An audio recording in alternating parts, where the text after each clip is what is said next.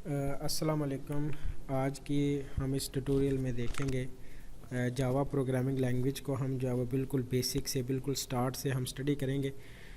सबसे पहले तो थोड़े से बेसिक चीज़ें हम देख लेते हैं कि प्रोग्रामिंग होती क्या है, प्रोग्रामिंग को करते कैसे हैं, कहाँ कहाँ पे ये यूज़ हो रही है। बिल्कुल आपको एक रियल वर्ल्ड की एग्जांपल दे के मैं आपको समझाऊंगा कि ये प्रोग्रामिंग होती क्या है। पहले हम देखेंगे प्रोग्रामिंग क्या होती है, उसके बाद हम देखेंगे कि जो प्रोग्रामिंग के मुख्तलिफ़ लैंग्वेजेज़ हैं, सिर्फ एक ही लैंग्वेज नहीं है, मुख्तलिफ़ लैंग्वेजेज़ है जिनको यूज़ करके आप प्रोग्रामिंग कर सकते हैं। तो सबसे पहले तो आते हैं प्रोग्रामिंग लैंग्वेज के क्वेश्चन के ऊपर कि प्रोग्रामिंग लैंग्वेज है क्या।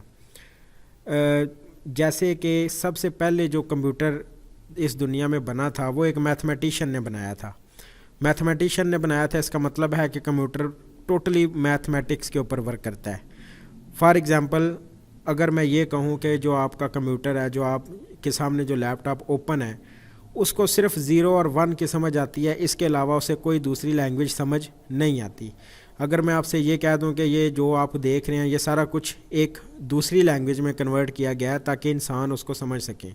वैसे जब आप प्रोग्रामिंग लैंग्वेज पुराने ज़माने के कंप्यूटर देखें, एक तो उनका साइज़ भी बड़ा और वो बिल्कुल बेसिक जो है वो एक्शन जो है वो परफॉर्म करते थे। जी एक जी। मिनट। आपकी जी जी।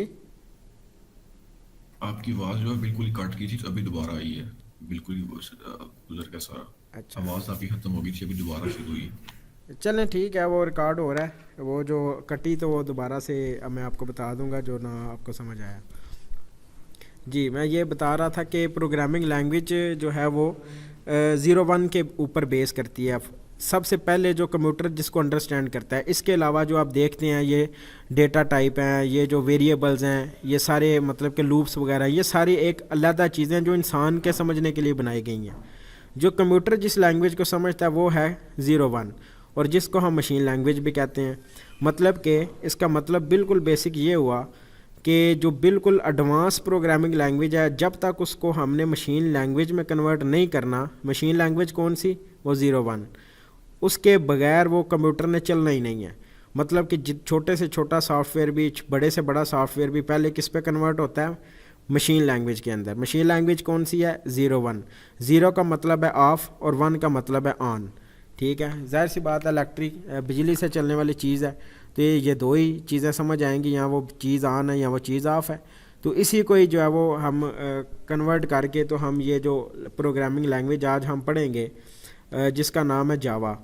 तो इसी लैंग्वेज को हम देखेंगे कि अब ये लैंग्वेज हमारे बिल्कुल इंग्लिश वर्ड्स में है। हमारे में ये बिल्कुल भी नहीं लगेगा कि ये मशीन लैंग्वेज में है, क्योंकि मशीन लैंग्वेज को कन्वर्ट करने के लिए हमारे पास कंपाइलर होता है।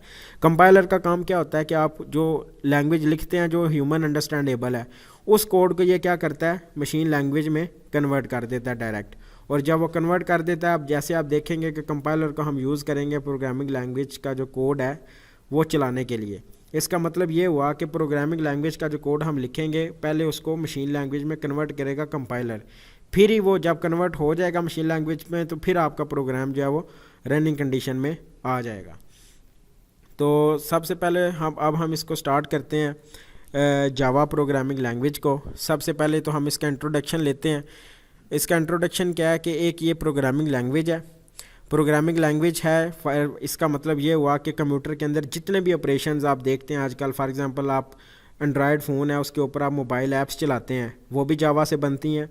वेब एप्लीकेशन जो फॉर एग्जांपल ये जो अभी मैंने वेबसाइट खोली हुई है, ये कर रहा है कि ये ASP.NET से बनी हुई है। ठीक है, मगर जावा की भी बहुत सारी वेबसाइट्स हैं जो जावा के अंदर बनती हैं। उसके अंदर भी आप वेब को आप बना सकते हैं, वेबसाइट्स को बना सकते हैं। उसके बाद डेस्कटॉप एप्लीकेशंस आ जाती हैं। डेस्कटॉप एप्लीकेशन कौन सी हैं, फॉर एग्जांपल आप किसी भी मार्केट के अंदर जाते हैं और मार्केट के अंदर जाके आप देखते हैं कि उधर से आपको चीज़ परचेज़ करते हैं तो आपको एक बिल मिलता है ऑटोमेटिकली कंप्यूटर से क्रिएटेड।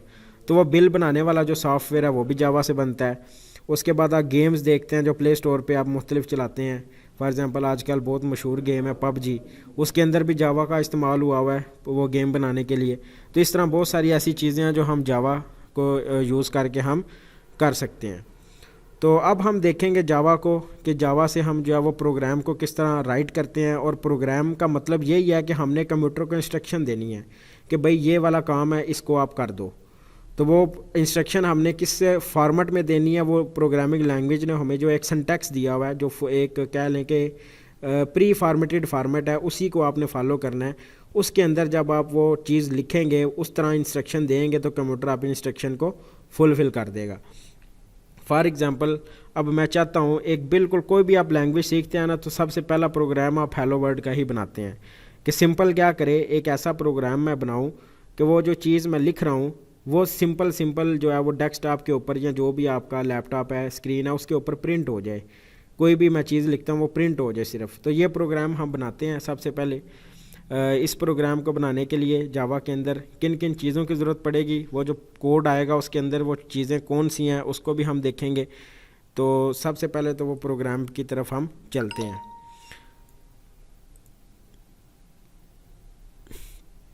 ये एक ऑनलाइन कंपाइलर है, आप इसको यूज़ कर सकते हैं चलाने के लिए। वैसे मैं आपको ऑफलाइन भी चलाना सिखाऊंगा कि आप लोकल कंपाइलर के ऊपर जो है वो कोड को किस तरह रन कर सकते हैं। अगर आप ऑनलाइन चलाना चाह रहे हैं प्रैक्टिस के लिए, तो आप ऑनलाइन भी उसको रन कर सकते हैं। ये एक बहुत अच्छी वेबसाइट है w3schools.com, जिसके अंदर आप जावा की सारी प्रैक्टिस भी आप इजीली कर सकते हैं। तो ये एक प्रोग्राम है, जो प्रोग्राम क्या करेगा कि आपके कोई भी जो आप वर्ड्स या सेंटेंस लिखेंगे वो सिंपल स्क्रीन के ऊपर डिस्प्ले करवा देगा। फॉर एग्जांपल, पुराने ज़माने की आप गेम्स को देखें, जिस तरह टेकन 3 गेम थी, वो आप देखते होंगे कि उसके जैसे ही वो ओपन होती थी वो कुछ टेक्स्ट वगैरह लिखे आते थे। तो वो टेक्स्ट कैसे लिखे आते थे, उसके पीछे यही कोड जो आपके सामने है, ये मैं उसको हाईलाइट भी करता हूँ। ये कोड के ज़रिए आप किसी भी चीज़ के अंदर एक फंक्शनैलिटी डाल सकते हैं कि वो क्या करे कि आपका जो टेक्स्ट है जो आप लिख रहे हैं वो आपको स्क्रीन के ऊपर डिस्प्ले हो जाए। तो जैसा कि एक ये कोई भी प्रोग्रामिंग लैंग्वेज है, उसको करने के, उस प्रोग्राम को राइट करने के दो तरीके होते हैं। एक तरीका होता है स्ट्रक्चर्ड अप्रोच, उसको कहते हैं। एक तरीका होता है ऑब्जेक्ट ओरिएंटेड अप्रोच। अब स्ट्रक्चर्ड अप्रोच कौन सी होती है, जिसमें आप सिंपल एक फंक्शन बनाते हैं। उसको भी हम देख लेते हैं ताकि हमें इसकी कोडिंग में आने से पहले हमें वो चीज़ पता चल जाए कि जो जावा है वो किस अप्रोच को फॉलो करती है। ये बेसिकली ऊप अप्रोच को फॉलो करती है जावा, मगर C++ जो है उसमें आप ऊप को भी इम्प्लीमेंट कर सकते हैं और स्ट्रक्चर्ड अप्रोच को भी आप इम्प्लीमेंट कर सकते हैं। तो थोड़ा सा हम C++ को भी देख लेते हैं ताकि आपको थोड़ा सा जो डिफरेंस है वो पता चल जाए। मैं आपको प्रैक्टिकली समझाऊंगा कि स्ट्रक्चर्ड अप्रोच में और ऊप अप्रोच में क्या फ़र्क है। जिस तरह जावा एक प्रोग्रामिंग लैंग्वेज है, उसी तरह ही C++ भी एक अलग से एक प्रोग्रामिंग लैंग्वेज है। जो चीज़ें मैंने आपको बताई हैं सेम टू सेम जो जावा में इम्प्लीमेंट हैं वही C++ में भी इम्प्लीमेंट हैं। जावा का सिंटैक्स डिफरेंट होगा, C++ का सिंटैक्स जो है वो डिफरेंट होगा। तो इसके प्रोग्राम को भी हम पहले देखते हैं। तो सबसे पहले तो ये स्ट्रक्चर्ड अप्रोच की तरफ हम आते हैं। स्ट्रक्चर्ड अप्रोच में सबसे पहले क्या होता है, एक लाइब्रेरी होती है, जिस तरह बुक्स की लाइब्रेरी होती है जिसके अंदर बहुत सारी किताबें जो है वो पड़ी होती हैं।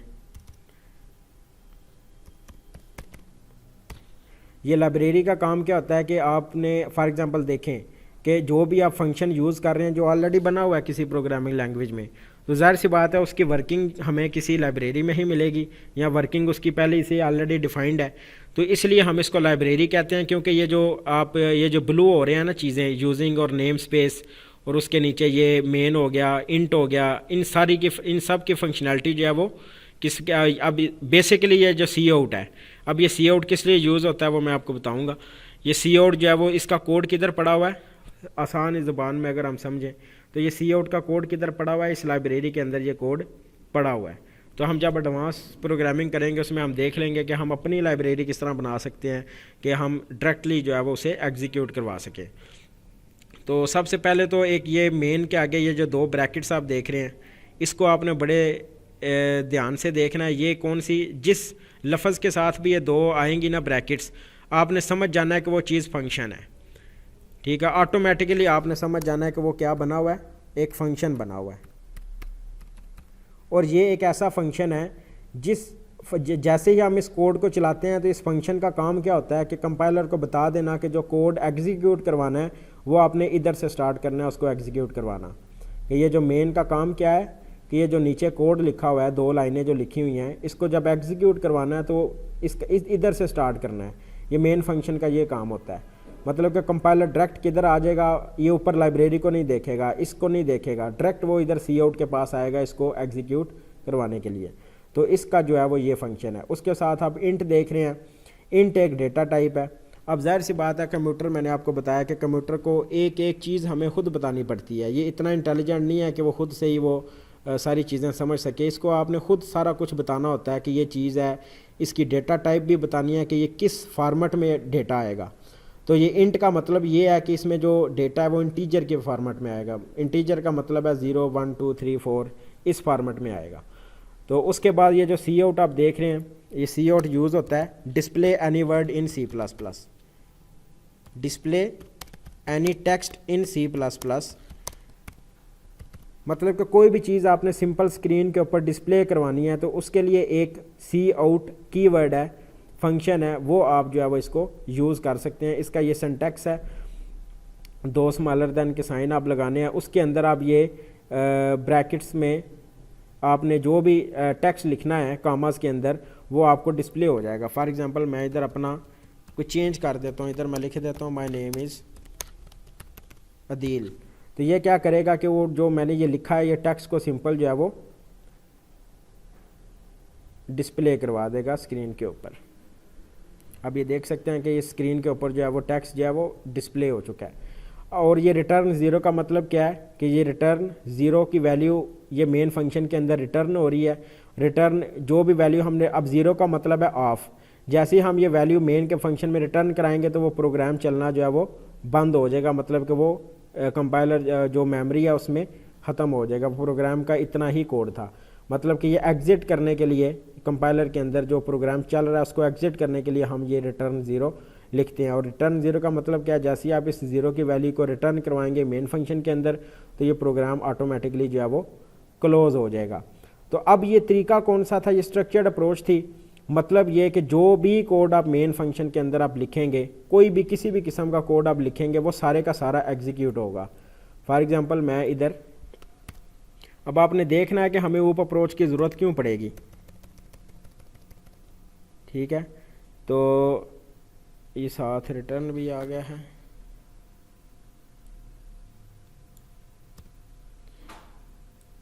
अब आपने इसको बड़े गौर से देखना है। यही चीज़ मैं आपको समझाने की कोशिश कर रहा हूँ कि मैंने इधर 10 दफ़ा सी आउट लिखा है।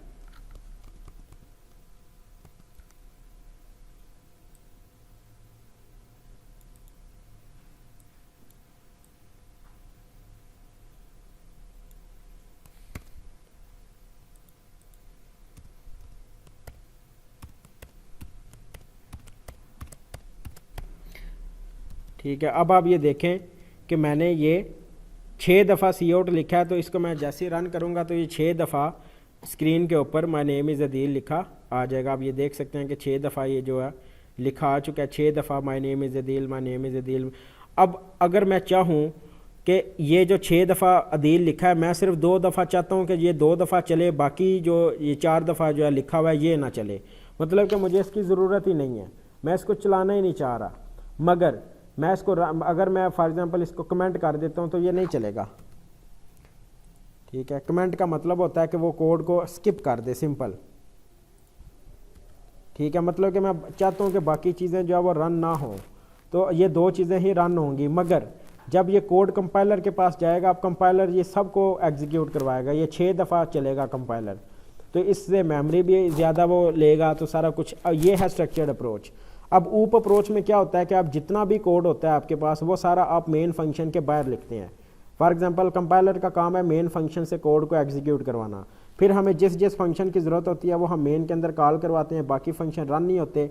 सिर्फ जिस फंक्शन की हमें ज़रूरत होती है सिर्फ वही फंक्शन रन होता है। तो ईज़िली हम मेमोरी की भी बचत करवा सकते हैं। अब ये बड़ी से बड़े जो आप आजकल ऐप्स देखते हैं, फॉर एग्जांपल ईजी पैसा की ऐप है, जैज़ कैश की ऐप है, आप क्या समझते हैं कि ये डेटा सारा सेव होगा इनके पास? पूरे पाकिस्तान के बिल्स का डेटा इनके पास है, हर बंदे का शनाख्ती कार्ड का डेटा पास है। डेटा तो बिलियन ऑफ टीबीज़ के अंदर है, तो सारा डेटा इनके पास कैसे है? दरअसल वो सारा डेटा उनके पास नहीं है। उन्होंने ऊप अप्रोच को यूज़ करते हुए जब उनको ज़रूरत पड़ेगी वो डेटा पीछे जिधर भी वो पड़ा होगा उधर से वो डायरेक्ट वो कॉल हो जाएगा। मतलब ये है कि चलाने की ज़रूरत नहीं है डेटा को, वो डायरेक्ट जब भी ज़रूरत पड़ेगी वो कॉल हो जाएगा। इस अप्रोच को हम कहते हैं ऑब्जेक्ट ओरिएंटेड अप्रोच। मतलब कि सारे कोड को चलाने की ज़रूरत नहीं है, जिस चीज़ की आपको ज़रूरत है सिंपल आप उसको कॉल करें वो चीज़ चल जाएगी। जबकि स्ट्रक्चर्ड अप्रोच में आप ऐसा नहीं कर सकते। स्ट्रक्चर्ड अप्रोच में जब तक सारी चीज़ों को आप मेन फंक्शन के अंदर नहीं लिखेंगे तब तक वो चीज़ें जो है वो रन नहीं होंगी। तो इसलिए हमें ज़रूरत पड़ी थी ऊप अप्रोच की। तो इसलिए हम जो है वो ये C++ के अंदर भी आप ऑब्जेक्ट ओरिएंटेड प्रोग्रामिंग को जो है वो कर सकते हैं इम्प्लीमेंट, मगर ये जो C++ के अंदर आप कर सकते हैं। मगर जो जावा है उसका एक अपना सिंटैक्स है, वो डायरेक्टली फॉलो ही ऑब्जेक्ट ओरिएंटेड प्रोग्राम को करती है। जैसे ही आप ये लिखेंगे क्लास का वर्ड आप देखेंगे तो आप ऑटोमेटिकली आपने समझ जाना है कि ये जो कोड किस में हुआ है, ऑब्जेक्ट ओरिएंटेड अप्रोच में हुआ है। मतलब कि जिस जिस चीज़ की अब ये देखें, फॉर एग्जांपल अब ये एक क्लास है, इसके ऊपर मैं जितनी मर्जी क्लासेस बना लूँ वो प्रोग्राम में रन, वो मेमोरी में रन होंगी नहीं, मतलब कि वो लोड नहीं होंगी। जब मुझे ज़रूरत पड़ेगी मैं इसमें मेन के जो है वो फंक्शन के अंदर उसको जो है वो कॉल करवाऊँगा तो वो चीज़ जो है वो रन हो जाएगी। अब आप ये देखें वर्किंग बिल्कुल सेम होगी, सिर्फ सिंटैक्स डिफरेंट है। C++ में हमने देखा कि एक मेन का फंक्शन था, जिस तरह आप ये देख सकते हैं कि जावा के अंदर भी ये मेन का फंक्शन है। मेन का फंक्शन का मतलब क्या है कि जो प्रोग्राम आप देख रहे हैं ये नीचे जो लिखा हुआ है ये सारे का सारा सिर्फ कंपाइलर ने क्या करना है कि जैसी मेन फंक्शन के अंदर डायरेक्ट जाके इस कोड को रन करवा देना है। ऊपर वाली चीज़ों को जैसे जैसे हम जो है वो नेक्स्ट चलते जाएंगे तब हम इन चीज़ों को देखते जाएंगे। अभी जिस जिस चीज़ की ज़रूरत है मैं आपको वो बताता जाता हूँ। फॉर एग्ज़ाम्पल C++ में हमने सी आउट का इस्तेमाल किया था, जबकि जावा में आपने वही सी आउट की जगह सिंपल क्या लिख देना है, system.out.println।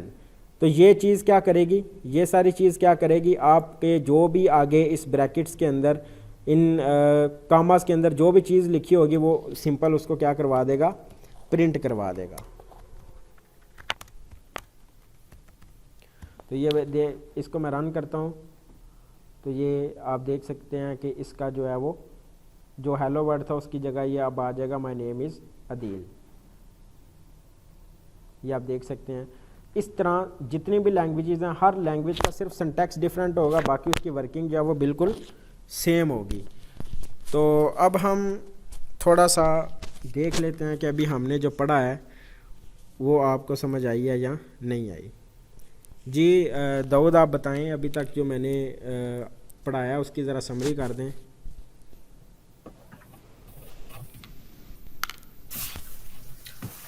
हाँ जी, इसकी अभी तक तो मुझे समझ आई है कि एक क्लास है उसके अंदर एक मेन फंक्शन है और उसके अंदर ही सारा आपका जो कोड है उसमें फंक्शन करना है। और ये जो है ऑब्जेक्ट ओरिएंटेड लैंग्वेज है। नहीं लैंग्वेज नहीं है, आपने मेन लैंग्वेज नहीं है, ऑब्जेक्ट ओरिएंटेड एक तरीका है प्रोग्राम लैंग्वेज को इम्प्लीमेंट करने का, एक तरीका है। अच्छा, लैंग्वेज C++ है या जावा अंदर है। ही जो मेन के अंदर ही आपका, अच्छा, तो उसके अंदर ही आपका सारा कोड रन होगा। मतलब कोई भी फंक्शन है आपको मेन में आके कॉल करना है तब उसने रन होना है। इससे ये है कि आपकी मेमोरी का ज़्यादा इस्तेमाल नहीं होगा और मेमोरी सेव होगी आपकी, मतलब कि कम से कम इस्तेमाल होगा। इसलिए जो भी आपका कोड है वो जो मेन के अंदर है उसको ही वो रन करेगा। मतलब कि फ़र्क क्या है अगर मैं आपसे पूछूं कोई वैसे तो मैंने आपको इजी पैसा की एग्जांपल दी है, आप कोई और एग्जांपल दे के समझाएं कि ये ऑब्जेक्ट ओरिएंटेड अप्रोच और स्ट्रक्चर्ड अप्रोच का क्या डिफरेंस है, क्यों हमें ऑब्जेक्ट ओरिएंटेड की तरफ आना पड़ा। स्ट्रक्चर में ये है कि आपको मेन के अंदर सारी डिटेल लिखनी है तब उसने रन होना है, बाहर से उसको कॉल नहीं कर सकते। ऑब्जेक्ट ओरिएंटेड ये है कि बाकी सारी डिटेल साइड पर रखने की जो उन सी डिटेल की ज़रूरत होगी आपने इसमें मेन फंक्शन में आके बस उसको कॉल करना है और वो आपको रन हो जाएगी। तो सिर्फ वो वाली आपको सारी चीज़ें डिटेल मेन में नहीं लिखनी पड़ती ऑब्जेक्ट ओरिएंटेड में, इससे आपकी मेमोरी सेव हो जाती है। बिल्कुल मेमोरी सेव हो जाती है, बिल्कुल ठीक आपने बताया। फॉर एग्ज़ाम्पल मैं आपको ना एक और एग्ज़ाम्पल देता हूँ। फॉर एग्ज़ाम्पल आप जो है वो बैंक में जाते हैं, ठीक है, बैंक में जाते हैं तो ऑटोमेटिकली वो आपका जो फिंगरप्रिंट है वो नादरा से वेरीफाई होता है। अब उनके पास नादरा का डेटा तो नहीं है बैंक वालों के पास, फिर वो वेरीफाई कैसे कराते हैं। अब देखें ना बिलियंस ऑफ मतलब यही कि है कि 22 करोड़ लोगों का डेटा उनके पास तो है ही नहीं, वो कैसे उनके पास डेटा आता है। मतलब वो जो नाजरा का जो भी वो फंक्शन है उसको अपने मेन में वो रन करते हैं तो फिर यस, वहाँ से निकाल के बिल्कुल। वो। अब वो डेटा उनको चलाने की ज़रूरत नहीं है। ऑब्जेक्ट ओरिएंटेड अप्रोच से उन्होंने एक जी। कोड दे दिया हुआ है क्लास के अंदर लिख के कि आप इस क्लास को जब आप अपने मेन फंक्शन के अंदर रन करेंगे तो हमारा जो जितना भी डेटा वो असेसिबल आपके पास हो जाएगा। मतलब कि ऊप अप्रोच से आप सिक्योरिटी भी लगा सकते हैं, मतलब कि जो डेटा हम दे रहे हैं किसी को वो उसको शो ना हो, उसकी फंक्शनैलिटी वो ज़रूर यूज़ करता रहे, मगर मैं जब शो करवाने पे आऊँ तो वो जितनी मर्ज़ी कोशिश कर ले वो डेटा को सेस ना कर पाए। हाँ, फंक्शनैलिटी ज़रूर इम्प्लीमेंट होनी चाहिए, वो होगी भी। तो ये काम भी आप स्ट्रक्चर्ड में नहीं कर सकते, सिर्फ ऑब्जेक्ट ओरिएंटेड में आप कर सकते हैं।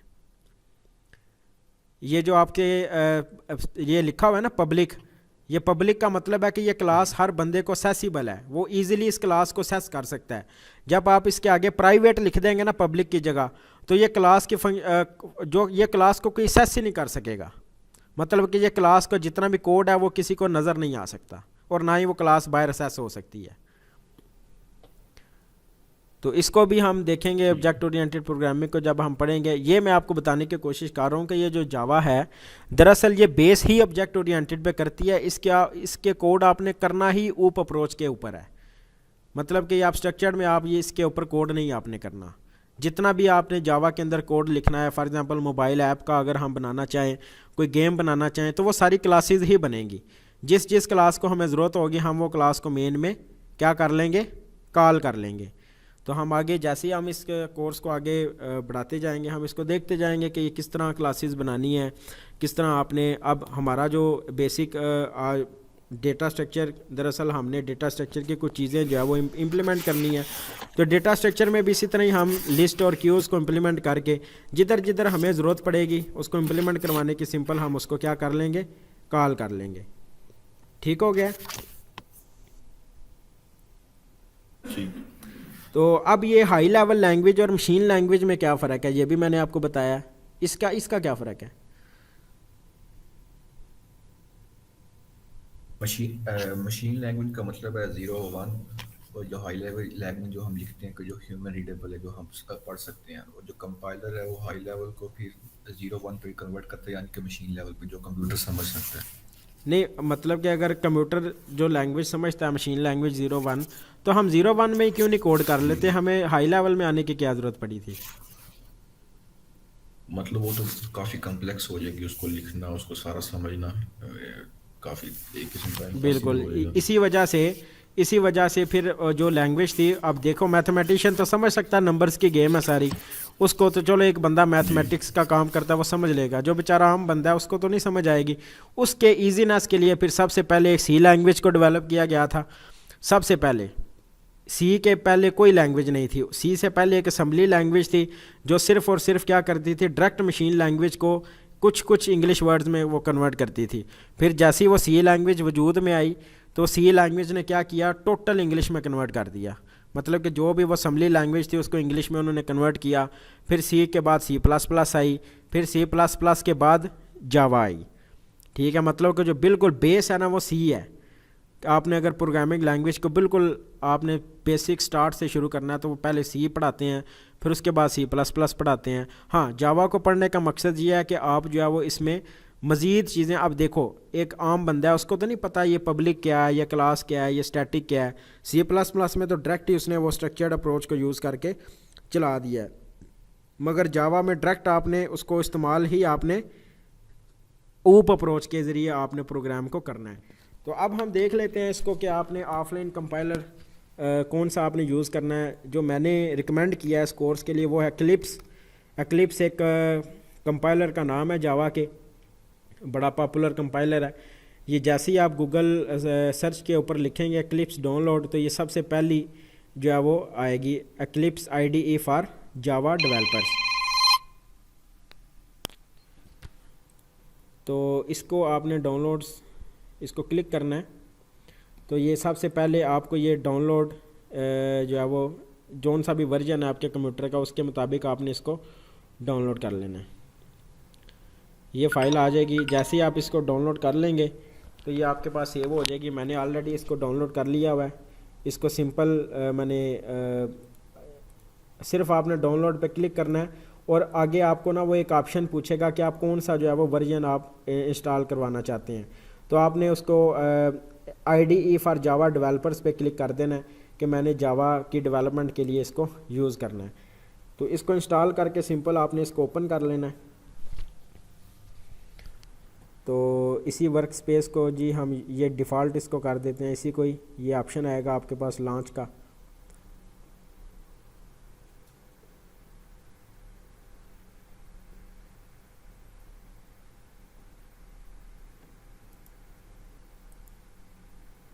ये जब आप पहली दफ़ा इसको रन करेंगे ये थोड़ा टाइम भी ले सकता है। तो इसको मैं डिलीट कर देता हूँ। बिल्कुल स्टार्ट से आपको बताता हूँ कि किस तरह आपने ऑफलाइन एक्लिप्स के अंदर जावा का कोड जो है वो किस तरह आपने रन करना है। ये आपके पास 3 ऑप्शन आएंगे, create a Java project, create a project और इंपोर्ट प्रोजेक्ट। इंपोर्ट प्रोजेक्ट का मतलब है जो पहले से कोई प्रोजेक्ट पड़ा हुआ है जावा का वो आप इसमें आप रन कर सकते हैं। उसके बाद क्रिएट अ प्रोजेक्ट के ऊपर आपने क्लिक करना है, बल्कि क्रिएट अ जावा के ऊपर आपने क्लिक करना है। तो ये आपसे नाम पूछेगा, तो नाम पे आपने हेलो वर्ल्ड प्रोग्राम कोई भी आप नाम रख सकते हैं अपनी मर्ज़ी का।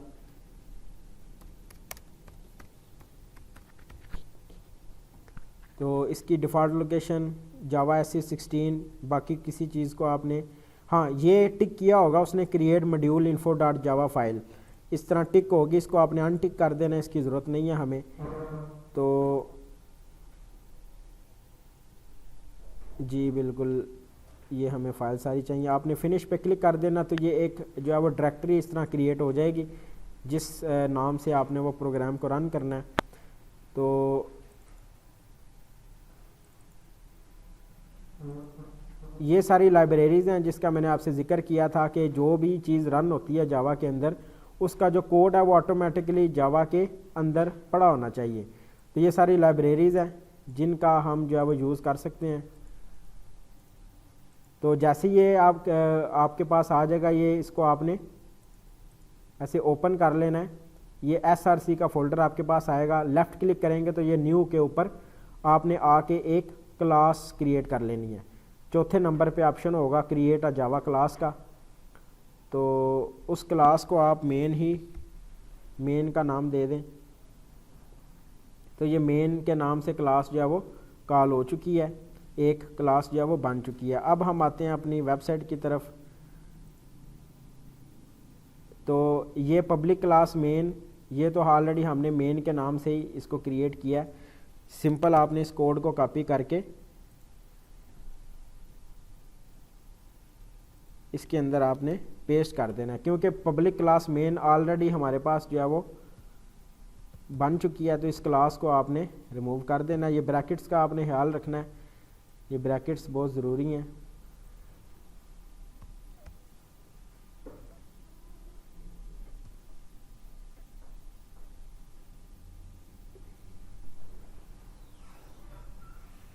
इस क्लास का नाम जो है वो आपने हमेशा कैपिटल ही रखना है। इसका रिप्लेस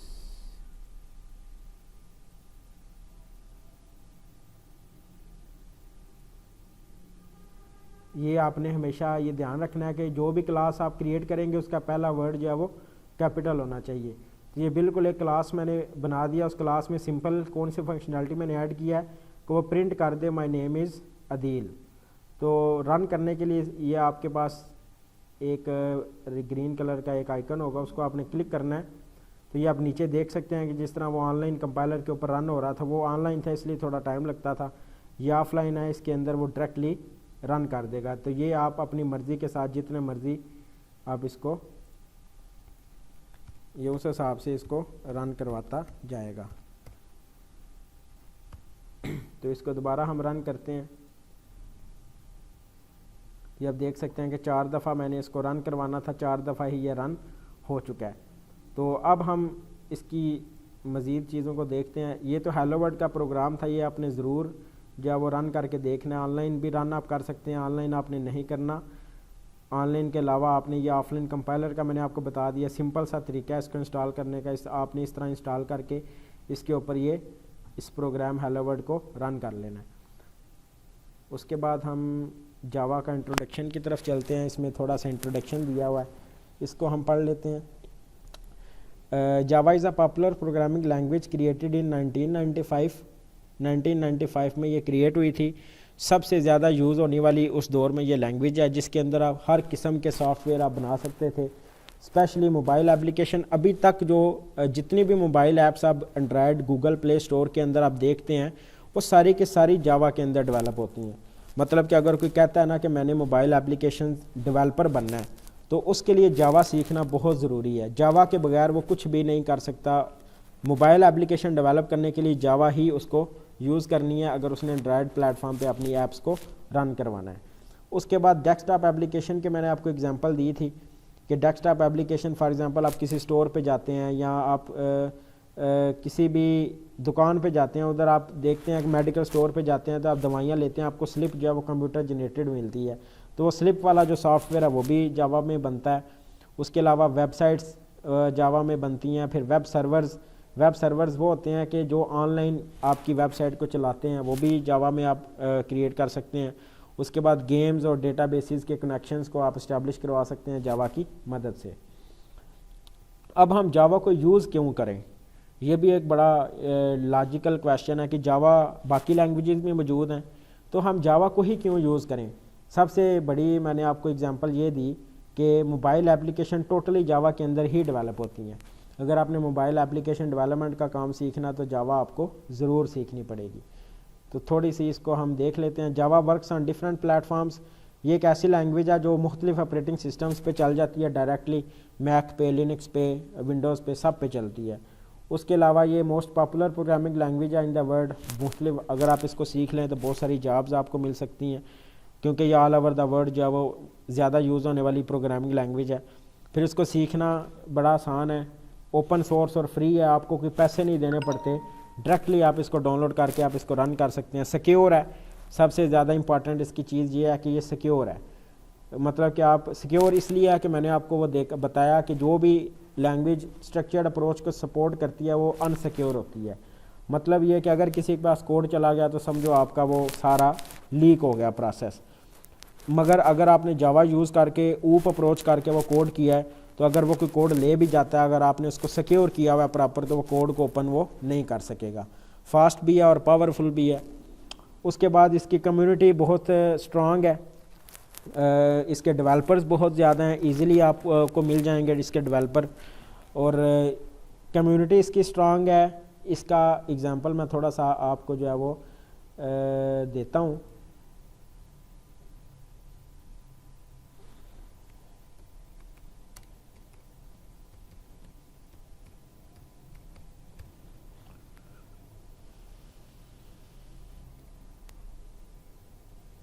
ये गिट हब जो है वो पूरी दुनिया का एक ऐसा प्लेटफॉर्म है जिसके अंदर सबसे ज़्यादा कोड मौजूद है। मतलब कि कोई भी चीज़ आपको बनी हुई चाहिए, वो आपने सिंपल इसके ऊपर सर्च करनी है। फॉर एग्ज़ाम्पल जो मैंने सॉफ्टवेयर का जिक्र कर रहा हूँ उसका नाम है पॉइंट ऑफ सेल। मतलब कि पॉइंट ऑफ सेल सॉफ्टवेयर है जो स्लिप बनाने के लिए यूज़ होता है। अगर मैं उसको सर्च करूँ इस वेबसाइट के ऊपर, तो आप देखेंगे कि सबसे ऊपर जावा का नाम आप देखेंगे कि जावा के अंदर ही मतलब कि 1108 प्रोजेक्ट्स बने हुए जावा के अंदर पड़े हुए हैं इस वेबसाइट के ऊपर। बाकी रेपोजिटरी को भी आप देख सकते हैं, मगर आपको सबसे ज़्यादा कोड जो है वो जावा का ही मिलेगा। उसके बाद जावा स्क्रिप्ट यूज़ होती है, फिर सी शार्प है, फिर HTML है, फिर PHP है, फिर पाइथन, इसी तरह बाकी लैंग्वेजेस इसके नीचे हैं, मगर जो सबसे ज़्यादा यूज़ होने वाली लैंग्वेज है वो जावा है। तो ये हम आपको बता दिया कि इसकी क्यों कम्युनिटी सपोर्ट क्यों ज़्यादा है, डेवलपर्स इसके ज़्यादा हैं, और कोड भी इसका ज़्यादा मौजूद है आपकी हेल्प के लिए। उसके बाद सबसे ज़्यादा इम्पॉर्टेंट ये चीज़ है कि जावा एक ऑब्जेक्ट ओरिएंटेड लैंग्वेज है। ऑब्जेक्ट ओरिएंटेड लैंग्वेज का मतलब है कि ये डायरेक्टली ही ऑब्जेक्ट ओरिएंटेड है, मतलब कि स्ट्रक्चर्ड अप्रोच है ही नहीं, सिर्फ डायरेक्टली आपने ऊप को ही फॉलो करना है। Which gives a clear structure to programs and allows code to be reused. For example जाहिर सी बात है ऊप को जब हम देखेंगे तो ऊप के अंदर ये सबसे ऊप को क्यों ऊप अप्रोच को हम यूज़ इसीलिए करते हैं कि हम कोड का रीयूज़ कर सकें। मतलब कि एक ही कोड को मुख्तलिफ, अब जाहिर सी बात है आपने क्लास बनाई है मेन के बाहर, तो मेन फंक्शन में जिधर जिधर उसकी ज़रूरत पड़ रही है सिर्फ उधर उधर आप उसको कॉल करें। मतलब कि आपको हर जगह उसको लिखने की ज़रूरत नहीं है, जिधर जिधर ज़रूरत होगी आप उसको कॉल कर लें। और इस तरह कोड को बचाया भी जा सकता है और रीयूज़ भी किया जा सकता है। रीयूज़ का मतलब यही है दोबारा 2-3 दफ़ा उसको यूज़ कर लें, एक ही कोड लिखा हुआ है उसको 5-6 दफ़ा यूज़ कर लें, तो ये है रीयूज़ का मतलब। उसके बाद है lowering code development cost, cost इसकी कम है। Java is close to C++ and C#, ठीक है। ये क्लोज इसलिए है क्योंकि पहले C++ बनी थी, उसके बाद जावा बनी थी। मतलब ये कि जावा बनाने वाले ने भी C++ को ही कॉपी करके जावा बनाई है, और C# बनाने वाले ने, मतलब कि जो C# लैंग्वेज है वो जावा के क्लोज इसलिए है कि जावा बनी ही C# को देख के है, या C# लैंग्वेज ही बनी जावा को देख के है। अब ये कह सकते हैं it makes it easy for programmers to switch to Java और वाइस वर्सा। अगर इसलिए कहते हैं कि अगर किसी को C++ आती है, किसी को C# आती है, तो वो जावा के अंदर बिल्कुल ईज़िली स्विच कर सकता है। ईज़िली स्विच करने का मतलब ये है कि उसको बहुत सारी चीज़ें जो ऑलरेडी पता होंगी। फॉर एग्ज़ाम्पल जिस तरह मैंने आपको C++ का एक प्रोग्राम जो है वो करके दिखाया हेलो वर्ल्ड का, उसका स्ट्रक्चर और जावा का स्ट्रक्चर बहुत हद तक मिलता जुलता था।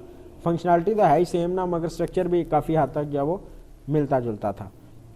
तो इस कोर्स को करने के लिए किसी भी प्रोग्रामिंग लैंग्वेज का एक्सपीरियंस की ज़रूरत नहीं है। इसको हम बिल्कुल बेसिक से, बिल्कुल स्टार्ट से इसको जो है वो स्टार्ट करेंगे। तो सबसे पहले चलते हैं पहले प्रोग्राम की तरफ, जो ऑलरेडी मैंने आपको इंस्टॉल करने की ज़रूरत नहीं है। ये एक्लिप्स की मेहरबानी है कि आप डायरेक्ट ही उसके ऊपर जो है वो जावा रन कर सकते हैं, आपको इन विंडो के ऊपर इंस्टॉल करने का ज़रूरत नहीं पड़ेगी। तो इसलिए ये सारी चीज़ें आप जो है वो स्किप कर दें, एक्लिप्स ही आपके प्रोग्राम को रन करवा देगा। तो उसके बाद जावा का सिंटैक्स है। ये कह रहा है कि प्रीवियस चैप्टर में हमने एक जावा फाइल क्रिएट की जिसका मतलब main.java था, and we use the following code to print hello world to the screen. मतलब कि हेलो वर्ल्ड को स्क्रीन के ऊपर प्रिंट करने का जो कोड है वो ये है। इसको मैं थोड़ा सा ऑलरेडी ब्रीफ कर चुका हूँ, मगर जैसे जैसे हम इसको देखते जाएंगे, जैसे जैसे हमें चीज़ें जो है वो पता चलती जाएंगी। अब इस एग्जांपल की थोड़ी सी एक्सप्लेनेशन भी इसने दी हुई है। केस सेंसिटिव का मतलब यह है कि अगर आप पहला वर्ड कैपिटल लिखते हैं और एक दूसरी क्लास का वर्ड है जो वो है स्मॉल में है, तो वो इन दोनों का डिफरेंट मीनिंग होगा। मतलब कि ये केस सेंसिटिव जो है वो है लैंग्वेज, C++ केस सेंसिटिव नहीं है, मगर जावा जो है वो केस सेंसिटिव है। इसलिए मैंने आपको बताया था कि क्लास का जो पहला वर्ड है वो हमेशा आपने कैपिटल लिखना है, तभी वो क्लास मानी जाएगी। Every line of code that runs in Java must be inside a class. जाहिर सी बात है, मैंने आपको बताया कि ऊप के ऊपर ही ये बेस करती है, तो इसलिए जो भी कोड इसका आप लिखेंगे जावा का, वो सारा का सारा एक क्लास के अंदर ही आप लिखेंगे। फॉर एग्जांपल ये वाला कोड है जो प्रिंट करवाएगा, मगर ये एक क्लास है। पब्लिक का मतलब है कि ये क्लास हर जगह एक्सेसिबल है। इस क्लास का नाम है मेन। जिधर जिधर आप मेन को इस क्लास को कॉल करेंगे, वो जो भी फंक्शनैलिटी इस क्लास के अंदर होगी वो इजीली आप इसको इम्प्लीमेंट, जिधर आपका जी चाहे वो आप उसको इम्प्लीमेंट उधर करवा सकते हैं। तो इसलिए यही उसने चीज़ कही है कि हर चीज़ जो है वो जो भी जावा के अंदर लाइन ऑफ कोड होंगे वो सारी की सारी क्लास के अंदर ही आप लिखेंगे। इन अवर एग्जांपल एक हमने क्लास बनाई मेन की, और उसके अंदर ही मैंने आपको अब इसने ये भी चीज़ बता दी जो ऑलरेडी मैं आपको बता चुका हूँ कि a class should always start with an upper case first letter, कि पहला लेटर जो है वो हमेशा कैपिटल होगा, तभी वो क्लास मानी जाएगी। तो इस चीज़ का आपने बड़े ध्यान रखना है। अब जाहिर सी बात है, आप जब पेपर में लिखेंगे, अगर आप इसका गलती से भी इसका जो है वो पहला वर्ड जो है वो स्मॉल लिख देते हैं, तो इंस्ट्रक्टर को समझ आ जाएगी कि इसने रट्टा लगाया हुआ है, इसको पता नहीं है कि ये क्लास का पहला वर्ड जो है वो कैपिटल हो किसी चीज़ का, तभी वो क्लास मानी जाएगी। तो ये बहुत ब्लंडर है, बहुत बड़ी मिस्टेक मानी जाती है, इसलिए ये इस मिस्टेक को आपने नहीं करना। उसके अलावा the name of the Java file must match the with the class name, कि जो भी जावा फाइल आप क्रिएट करेंगे वो क्लास का नाम भी मैच करना चाहिए। अब फॉर एग्जांपल ये देखें, main.java की फ़ाइल है और क्लास का नाम भी मेन है, तभी वो फाइल जो है वो रन होगी आपकी। While saving the file save it using the class name and add .java to the end of the file name to run the example above on your computer make sure that Java is properly installed. जैसे ही आप Eclipse को install करेंगे तो automatically जो जावा है वो भी इंस्टॉल उसके साथ ही हो जाएगी। The main method is required and you will see it in every Java program. अब मेन मैथड को हर जावा प्रोग्राम में हम क्यों लिखेंगे, इसकी मैं आपको इसकी वजह बता चुका हूँ कि मेन ही वो ऐसा फंक्शन है जो कंपाइलर समझता है कि इस चीज़ से आगे जो वाली जो चीज़ है उसको रन करना है। मतलब कि कंपाइल जिस चीज़ के अंदर मेन नहीं होगा फंक्शन, वो चीज़ रन ही नहीं होगी, क्योंकि कंपाइलर को पता ही नहीं लगेगा ये कोड है।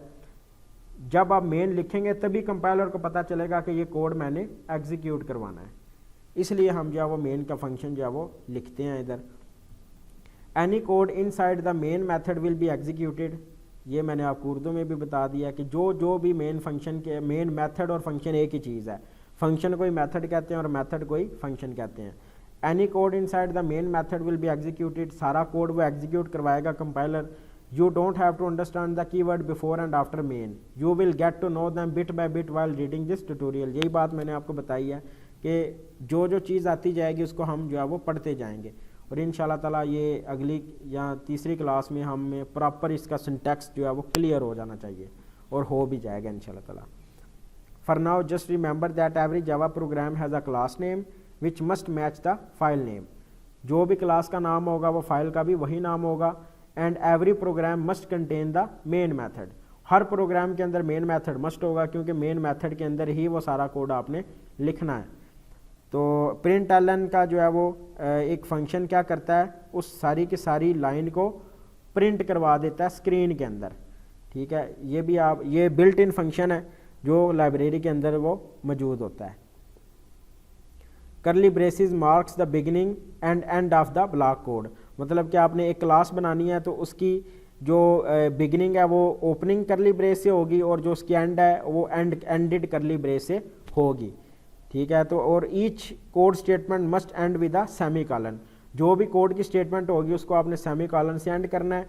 और इसी तरह जो एक आप क्लास बनाएंगे, जो पूरा ब्लॉक बनाएंगे, आपने उसी कोई ओपनिंग करली ब्रेस और क्लोजिंग करली ब्रेस से आपने उसको बंद कर देना है। तो ये छोटी छोटी इसकी एक्सरसाइजेज इसने एंड पे दी हुई हैं, तो याद करने के लिए आपने सिस्टम डॉट आउट इधर आएगा आउट आएगा, इधर प्रिंट एल आएगा, तो वो सारी का सारा ये आप इसको इजीली प्रैक्टिस के लिए आप ज़रूर इसको करें। तो इसका आंसर शो आंसर पे क्लिक करेंगे तो ये ऑटोमेटिक फिल कर देगा। हाइड आंसर पे क्लिक करेंगे तो इसको खुद आप जितनी ज़्यादा आप खुद लिखेंगे उतना ज़्यादा आपको जो है वो ये चीज़ क्लियर होती जाएगी।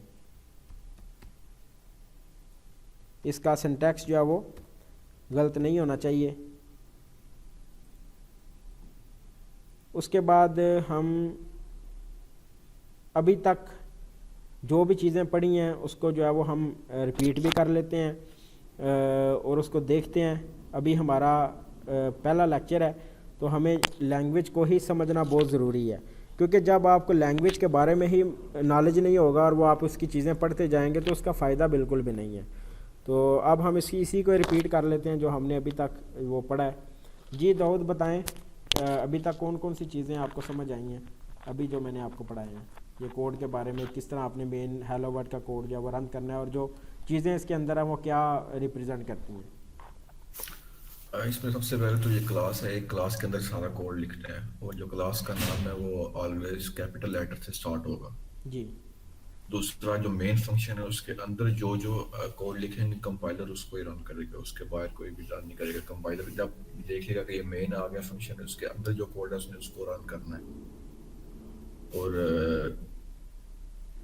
यही है कि इसका समीकरण से फंक्शन का जो स्टार्ट है, समीकरण लेफ्ट ब्रेस और राइट ब्रेस से इसका एंड हो जाता है। उसके अंदर जो है वो मेथड फंक्शन है पूरा, और जो वो समीकरण कह रहा हूँ ब्रेस से जो है, जो वो राइट ब्रेस लगेगी उसका मतलब है कि ये वाला मेथड खत्म हो गया यहाँ। ठीक है, और इसके अलावा जावा कहाँ कहाँ पे यूज़ होती है? जावा में सबसे ज़्यादा तो मोबाइल एप्लीकेशन जो है एंड्रॉयड की वो जावा पे, और डेस्कटॉप वगैरह, यानी कि आपने कोई बिल वगैरह जो दुकान पे ऑनलाइन रसीद निकाल के देते हैं वो भी जावा पे है। उसके अलावा भी डिफरेंट स्ट्रक्चर में, यानी वेबसाइट बनाने में, ये सारी में जावा सबसे ज़्यादा जो मोस्ट पॉपुलर लैंग्वेज है वो यूज़ हो रही है दुनिया में। अच्छा, अगर मैं आपसे पूछूं कि डेटा स्ट्रक्चर क्या है और डेटा स्ट्रक्चर हम क्यों पढ़ते हैं, होता क्या है डेटा स्ट्रक्चर में, तो क्या जवाब देंगे आप? इसमें थोड़ी सी है कंफ्यूजन। हाँ, डेटा स्ट्रक्चर का मैं आपको ये बता दूं कि डेटा स्ट्रक्चर भी कोई लैंग्वेज नहीं है। डेटा स्ट्रक्चर भी एक टेक्निक है, दरअसल एक आइडिया है, एक तरीका है जिसको हम प्रोग्रामिंग लैंग्वेज से इम्प्लीमेंट करते हैं। डेटा स्ट्रक्चर का दरअसल मतलब ये है कि आप जिस तरह सर्चिंग करते हैं, फॉर एग्ज़ाम्पल ये मैं जैसा कि मैंने ये वेबसाइट खोली हुई है, ये एक वेबसाइट है, फॉर यही आप अंदाज़ा लगा लें कि ये वेबसाइट जो है वो किस पे बनी हुई है, जावा के ऊपर बनी हुई है। एक एग्जांपल मैं दे रहा हूँ, ये जो सर्च है, इस सर्च के ऊपर कोई भी मैं कीवर्ड लिखता हूँ, फॉर एग्जांपल इन्वेंट्री लिखता हूँ, ठीक है। अब आपने बड़े गौर से ये बात सुननी है, मैंने इन्वेंट्री लिखा है। अब ये इन्वेंट्री जैसे ही मैं इसको सर्च करूँ, एंटर का बटन दबाऊंगा तो ये सर्च होगा। अब आप खुद अंदाज़ा लगाएं कि ये ऐसी वेबसाइट है जिसके अंदर सिर्फ एक कीवर्ड के ऊपर कितनी क्यूरीज हैं, 5913 क्यूरीज रिजल्ट्स जो हैं वो एक वर्ड के पीछे आए हैं। मतलब कि जितना भी इसके अंदर डेटा था, चाहे वो करोड़ों की तादाद में है डेटा, मतलब कि अगर एक कीवर्ड के ऊपर इतना ज़्यादा रिजल्ट्स आ रहे हैं तो इसका मतलब है करोड़ों अरबों की तादाद में वो डेटा मौजूद है इस वेबसाइट के अंदर। तो मैं जैसे इस कीवर्ड के ऊपर लिखूंगा, वो विद इन सेकेंड क्या करता है कि वो जितना भी उसके रेलिवेंट होता है डेटा, मतलब कि जिस जिस प्रोजेक्ट के अंदर इन्वेंट्री का लफ्ज़ आएगा, वो ऑटोमेटिकली वो मुझे विद इन सेकेंड जो है वो सर्च होके मेरे सामने। अब आप इसके पीछे आप क्या सोचते हैं कि कौन सी टेक्निक लगी होगी, कौन सा ऐसा मेथड लगा होगा कि वो इतना फास्ट जो है वो सारा प्रोसेस करके मुझे डिस्प्ले करवाता है? वो दरअसल डेटा स्ट्रक्चर की टेक्निक लगी हुई है। डेटा स्ट्रक्चर का मतलब क्या है कि डेटा को एक प्रॉपर मैनेज्ड वे से उन्होंने रखा हुआ है, ठीक है। इसका मतलब ये हुआ कि इन्वेंट्री जैसे ही मैंने इसको प्रेस करना है, वो डायरेक्ट उस डेटा के ऊपर चला जाएगा जिसके अंदर वो इन्वेंट्री का कीवर्ड आ रहा है। मतलब कि डेटा मैनेज है तो तभी वो इतना फास्ट जो है वो वर्क कर रहा है। तो डेटा को मैनेज करने के लिए, सर्च करने के लिए, सॉर्ट करने के लिए डेटा स्ट्रक्चर यूज़ होता है। और डेटा स्ट्रक्चर को इम्प्लीमेंट करने के लिए हमें अरे की ज़रूरत पड़ती है, लिस्ट की ज़रूरत पड़ती है, क्यू की ज़रूरत पड़ती है, ट्री की ज़रूरत पड़ती है। ये सारे क्या हैं, डेटा स्ट्रक्चर को इम्प्लीमेंट करने के तरीके हैं। और इन तरीक़ों को हमने कैसे इम्प्लीमेंट करना है, एक प्रोग्रामिंग लैंग्वेज के थ्रू। और वो डेटा, और अगर आप चाहते हैं ना कि मेरी सर्चिंग स्पीड, फॉर एग्जांपल अगर मैं इधर देखो ना कि ये कई ऐसी वेबसाइट्स होती हैं कि जहां मैं सर्च करता हूं तो बहुत देर बाद वो जवाब आता है या वो जवाब आता ही नहीं है। तो इसका मतलब ये है कि उन्होंने डेटा स्ट्रक्चर को सही तरह इम्प्लीमेंट ही नहीं किया। समझ आ गई बात? जी ठीक है। फॉर एग्जांपल ये गूगल के अंदर सबसे स्ट्रांग डेटा स्ट्रक्चर यूज़ हुआ है, वो सेकंड में नहीं, वो नैनो सेकंड के अंदर आपको रिजल्ट देता है। फॉर एग्जांपल इधर मैं इन्वेंट्री अगर सर्च करूं, आप खुद अंदाज़ा लगाएं कि कितना एडवांस इन्होंने डेटा स्ट्रक्चर यूज़ किया होगा सर्चिंग के लिए। हाँ, सर्चिंग का मतलब है कि किसी डेटाबेस के अंदर डेटा पड़ा हुआ है, उस डेटाबेस के अंदर से आपने वो सारी चीज़ें सर्च करके डिस्प्ले करवानी है। तो ये जो सर्च करने का प्रोसेस है वो ये डेटा स्ट्रक्चर है। सॉर्ट का मतलब है कि चीज़ों को तरतीब के साथ रखना। फॉर एग्जांपल ये आप खुद अंदाज़ा लगाएं कि मैं जो है ना वो आपको एक एग्जांपल देता हूँ अपनी, कि मैं ना वो बाज़ार गया, यूज्ड बुक्स वो लेनी थी मैंने, तो उन्होंने ना ढेर लगाया हुआ था किताबों का, हाँ भाई ढूंढ लो। उन्होंने कहा जी ये जो चीज़ चाहिए आपको ढूंढ लो। तो वो घंटा पूरा मुझे ढूंढने में लग गया, वो मुझे किताब मिली नहीं। अगर उसने प्रॉपर रैक बना के रखे होते, अगर उसने प्रॉपर लिखा होता कि हाँ यार इस रैक के अंदर 9th की बुक्स पड़ी हुई हैं, इस रैक के अंदर 10th की बुक्स पड़ी हुई हैं, तो डायरेक्ट मैं उधर जाके अपनी किताब ले आता। सारी चीज़ों के अंदर सर्च करना और डायरेक्ट उस रैक के अंदर सर्च करने में बड़ा फ़र्क है। समझ आई? जी यही काम डेटा स्ट्रक्चर करता है। फॉर एग्जांपल डेटा स्ट्रक्चर क्या करता है कि इन्वेंट्री वाला रैक उसने अलग बनाया हुआ है। अगर मैं इन्वेंट्री सर्च करूंगा तो वो बाकी सारे डेटा को छोड़ के डायरेक्ट इन्वेंट्री वाले फोल्डर में जाके वो सर्च कर लेगा चीज़। तो इस तरह मुझे वो चीज़ भी जल्दी मिलेगी। फॉर एग्जांपल जैसे मैं इसको क्लिक करता हूँ तो आप देखेंगे कि ये 0.55 सेकंड, मतलब कि 1 सेकंड भी पूरा नहीं हुआ। और नीचे आप रिजल्ट देख रहे हैं उसके कितने आए हैं। मुझे तो ये पता नहीं करोड़ों में ये रिजल्ट आए हैं इसके इन्वेंट्री के, जो उसने रिजल्ट दिए हैं। हम तो 1-2 पेज से ऊपर नहीं ना जाते। ये आपके पास मतलब कि जितने पेज आप खोलते जाएंगे ये आगे वो बढ़ता जाएगा। मतलब कि वो जब तक वो ये रिज़ल्ट जो है वो ऊपर पूरे नहीं हो जाते तब तक वो जो है वो इसको करता जाएगा सर्च।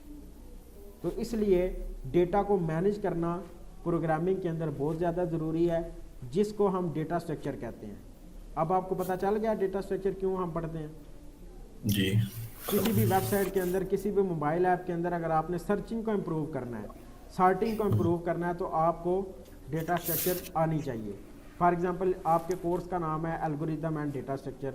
तो एल्गोरिदम का मतलब क्या है कि अब देखो एक ही काम के लिए 10-20 एल्गोरिदम मौजूद हैं। काम एक है सर्चिंग का, मगर एल्गोरिदम उसके 10-20 है। वो क्यों भाई, जब एक काम हो रहा है तो एल्गोरिदम मुझे दूसरे की ज़रूरत क्यों पड़ी? क्योंकि वो फास्ट है, उसका तरीका फास्ट है, वो जल्दी सर्च करके दे रहा है। फॉर एग्जांपल अरे से भी सर्च हो सकती है, लिस्ट से भी सर्च हो सकती है, स्टैक से भी हो सकती है, क्यू से भी हो सकती है, ट्री से भी हो सकती है। मगर मसला किधर आ रहा है? स्पीड का। भाई हमारा क्लाइंट चाहता है फटाफट वो जो है वो मुझे वो आनी चाहिए नज़र। तो फटाफट के लिए फिर मुझे एक ऐसा एल्गोरिदम डिज़ाइन करना पड़ेगा, या खुद से वो कोई, अब देखें गूगल तो नहीं बताता उसने कौन सा एल्गोरिदम यूज़ किया, हालांकि उन्होंने खुद अपना एल्गोरिदम बनाया होगा सर्चिंग का, जो उसकी इतनी ज़्यादा स्पीड है कि वो बिल्कुल सेकंड भी पूरा नहीं करता और वो आपको रिजल्ट दे देता है। हम देखेंगे अरे के अंदर सर्च करके, जैसे जैसे हम इस कोर्स को बढ़ाते जाएंगे, आप अरे के अंदर सर्च करके देखना और लिस्ट के अंदर सर्च करके देखना। अरे वाली सर्च जो है वो टाइम लगा देगी, 2-3 सेकंड लगा देगी, जबकि लिस्ट वाली जो सर्च है वो 1 सेकंड में ही सारा कुछ सर्च करके ले आएगी। तो ये फ़र्क होगा एल्गोरिदम में। सारे एल्गोरिदम्स को हम पढ़ेंगे। आपके असाइनमेंट के अंदर भी ये चीज़ लिखी हुई है कि भाई ये 3-4 एल्गोरिदम है, इनमें से फास्ट कौन सा है। तो फास्ट हमें कैसे पता चलेगा? जब हम उसको इम्प्लीमेंट करेंगे, उसके अंदर डेटा डाल के हम चेक करेंगे कि किसकी स्पीड जो है वो ज़्यादा है। तो वो एल्गोरिदम फिर हम अपने तौर पे बता देंगे कि ये एल्गोरिदम की स्पीड काफ़ी अच्छी है, इसलिए हम ये एल्गोरिदम जो है वो यूज़ कर रहे हैं। तो मेरे ख्याल में अब आपको पता लग गया होगा डेटा स्ट्रक्चर क्या है। एक दफ़ा आप खुद भी बता दें क्या है डेटा स्ट्रक्चर। हाँ जी, इसका मतलब कि डाटा जो है वो आपका जो पढ़ा है उसको स्ट्रक्चर वे में पढ़ा है, और मतलब आपने सर्चिंग के लिए वो स्ट्रक्चर वे में पढ़ा है, तो आपकी सर्चिंग आसान जल्दी से होगी। जितना ज़्यादा स्ट्रक्चर होगा उसके लिए वो लिस्ट, अरेज, क्यूज, ट्रीज वगैरह यूज़ करते हैं। और अगर आपका डाटा स्ट्रक्चर नहीं है तो उसमें वो टाइम लगा देगा ढूंढने में डाटा को। और जो कस्टमर है वो चाहता है कि जल्दी से जल्दी डाटा मिले, और जल्दी से जल्दी के लिए ज़रूरी है कि डाटा आपका स्ट्रक्चर वे में पड़ा हो, ताकि आपको ढूंढने में आसानी हो, सर्चिंग में आसानी हो। जी ठीक है। इंशाल्लाह ताला इसको जो है ना वो आपका टास्क ये है कि आपने पहले तो एक्लिप्स कंपाइलर इंस्टॉल करना है अपने लैपटॉप के अंदर, और इंस्टॉल करके आपने हेलो वर्ल्ड का प्रोग्राम रन करना है। आपको मैंने सारा तरीका बता दिया है, जहाँ से समझ नहीं आई वो आप इस लेक्चर को दोबारा देख लें। और तरीका मैंने आपको बता दिया है। और आपने क्या करना है, ये जिधर हेलो वर्ल्ड लिखा हुआ है ना, नज़र आ रहा है आपको, इधर आपने अपना जो कोर्स आप पढ़ रहे हैं ना डेटा स्ट्रक्चर का, उसकी इंट्रोडक्शन आपने इसके अंदर सारी लिखनी है। ठीक है, समझ आ गई टास्क की? मतलब कि उसको प्रिंट करवाना है आपने अपने कंपाइलर को, ऑफलाइन कंपाइलर को यूज़ करते हुए डेटा स्ट्रक्चर की डेफिनेशन आपने बतानी है वो क्या है। मगर बतानी इस तरह है कि वो प्रोग्राम आपने लिखना है। इस सिर्फ आपने क्या करना है, प्रिंट एलन के अंदर ये जो ब्रैकेट्स के अंदर लिखा हुआ है ना, ये सेमीकोलन कॉमास के अंदर, उधर आपने डेटा स्ट्रक्चर की डेफिनेशन लिख देनी है। ठीक है, ठीक है, ये कल आपका काम कंप्लीट होना चाहिए। फिर इंशाल्लाह ताला हम आगे इसके वेरिएबल्स और डेटा टाइप्स और ये सारी चीज़ों को वो स्टडी कर लेंगे नेक्स्ट लेक्चर में। ठीक है, ठीक है। अगर आपको इंस्टॉल नहीं होता, कोई इशू आ जाता है, नहीं पता चलता, तो आप मुझे व्हाट्सएप पे मैसेज करके पूछ सकते हैं। ठीक है, ओके, ठीक है। ओके।